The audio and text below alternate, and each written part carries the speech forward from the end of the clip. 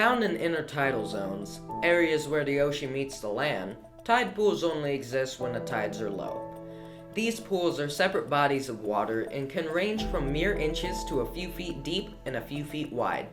Tide pools are extremely important to the ocean's ecosystem as it provides food and shelter for many different species of invertebrates and fish.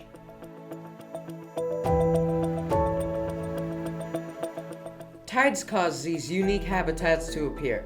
In most places, there are 2 high tides and 2 low tides that appear each day. The heights of the tides vary day by day as the moon orbits the Earth and the Earth orbits the sun. The gravitational pull of the moon and the sun is what actually causes the tides. The pull of the moon causes Earth's water to bulge out on the side facing it, and the pull of the sun causes the opposite end to bulge out too.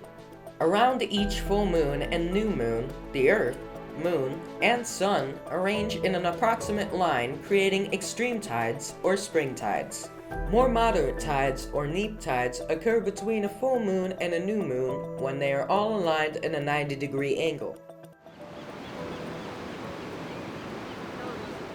Tide pools are far more than just puddles of water on the ground. These mini habitats are home to incredibly strong marine life who must endure the hardships of both high tide and low tide. During high tide, tide pool creatures must survive the crashing waves and their fish predators who have come up to the shoreline. During low tide, they must live exposed to the sun, with birds as their fierce predators. In order to stay alive, tide pool inhabitants often cling tightly to big rocks or the walls and bases of the tide pool. Other marine life known to survive the harsh environments of tide pools include snails, mussels, anemones, urchins, sea stars, crustaceans, seaweed, and other small fish. One of my favorite animals that lives in a tide pool is a nudibranch because it's super diverse within the same species, so they're really colorful and each one looks unique and they're really cute. Although these individual pools are fairly small, they contain plenty of food for every marine life living there. When high tide comes along, each wave brings in microscopic organisms such as plankton to provide the wildlife with the nutrients needed. This supports and replenishes the tide pool food chain.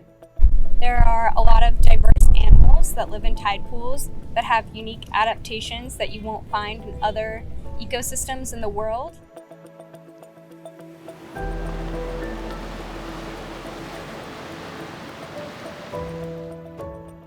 Over the years, tide pools have become littered with plastics, unwanted liquid, and other harmful trash, disturbing the wildlife that lives within.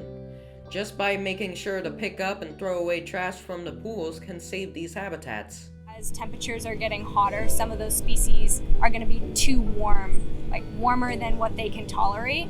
And so you could do your part to reduce the effects of climate change. Tide pool inhabitants also tend to be removed from their environment by curious people. Consequently, these animals get injured, which can be very damaging to the ecosystem. Tide pools are home to a lot of diverse animals. If a tide pool ecosystem and the animals in it go extinct, we're going to lose a lot of biodiversity. By leaving them be, tide pool organisms can stay safe and keep thriving.